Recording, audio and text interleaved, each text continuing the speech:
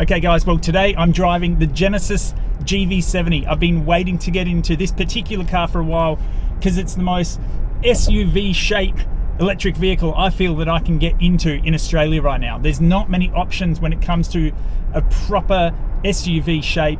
Tesla Model Y is as close as you get, and that's, you know, that's pushing the limits. It's still a very low car, and you know, you probably make the same argument for this, but I feel like I'm just that little bit higher and a little bit more of a four-wheel drive.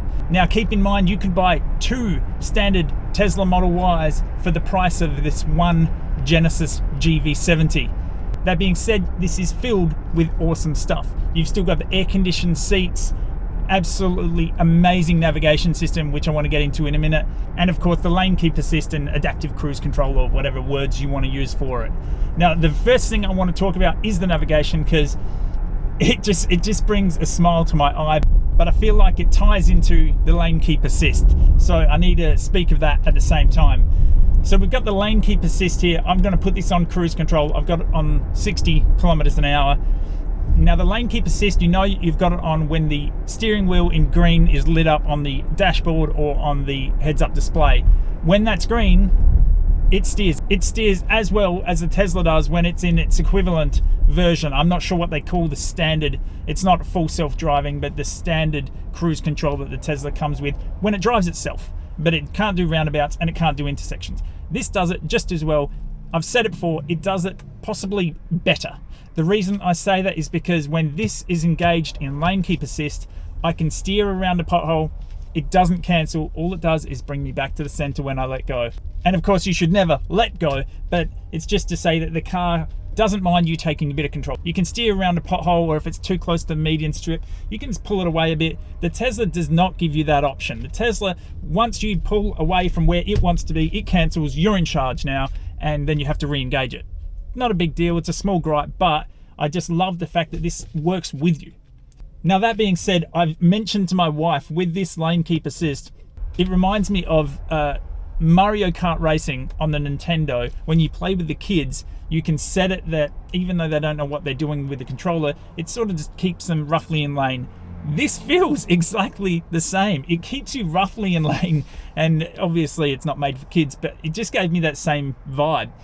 Interestingly enough, I only just played with the navigation today. I normally don't play with the navigation in cars I test drive because I know where I'm going. I played with the one in the GV70 today, and check this out. So they've got an up-front camera facing forward, which at first I thought, well, why would you want that? But then you can see it's got a line here showing you where you need to go. So this is in keeping with this Mario Kart thing, where you'll come to a corner and instead of a 2D map saying turn left in 100 meters, it's got this augmented reality of arrows pointing you left. Turn left in 50 meters, turn left now, head straight. But it's all in reality. It's all in a picture that you perceive. The only thing that could top this is if that navigation was on the entire windscreen. It would be absolutely wild. That would be the definite technical term of augmented reality. That's where we're going in the future for sure, without question. Mark my words, 10 years time, augmented reality is going to be part of everyday life. You're going to see this stuff in all the windows. I don't even know where to start with it, but the capacity for augmented reality is just huge. There are so many fields it could be used in, and to be honest, I really look forward to that. Now this is a bit of a tangent, but I don't like VR goggles. They make me feel sick. They make me feel nauseous. What's happening, what I'm seeing is not happening in real life. It feels awful. But augmented reality is just when they put something in front of you, but you can still see past it. And that's a bit like this. In this scenario, I have to look through a computer screen, which isn't fun. But when we get to the point when it's displayed on the glass in front of you, it's going to be absolutely wild. Now going on from there, I just want to touch on a couple of things with the car. You can see they've gone for standard door handles instead of the flip out ones on all the other Genesis EVs. You've still got the dual screens inside the car, an absolutely gorgeous front end on this thing. And it's worth saying, this car does charge out the front grille, which I did not like in the G80, the Genesis G80, because it made it too long by the car in the garage. Then you put the charger in the front of it and it was too long for my garage. This car must be very, very similar specs lengthwise to the Model Y. It fits in the garage, no worries. I can put it on charge and I still have 40-50 centimeters to pass it. So in that regard, I still don't love that they're charging out the front door. I much prefer the rear quarter panel where we're used to filling up our cars. It's just in a logical out the way position. But at least this car isn't so long that, you know, you can't pass it. So in that regards, I don't mind it. It's acceptable. You still have this funny situation when you're trying to charge your car on the side of the road at a Fox charger or even at a Tesla charger, where the chargers are they're designed to go at the back. I suppose the Tesla charger you could just drive in and charge, but at the Fox chargers, which tend to be on the side of the road where you just put it in as though it's a fuel tap, yeah, it'd be a weird one. You'd have to be halfway back through the car park to make it reach. Anyway, look, this car is absolutely astounding. You've obviously got a sunroof, retractable sunroof at that.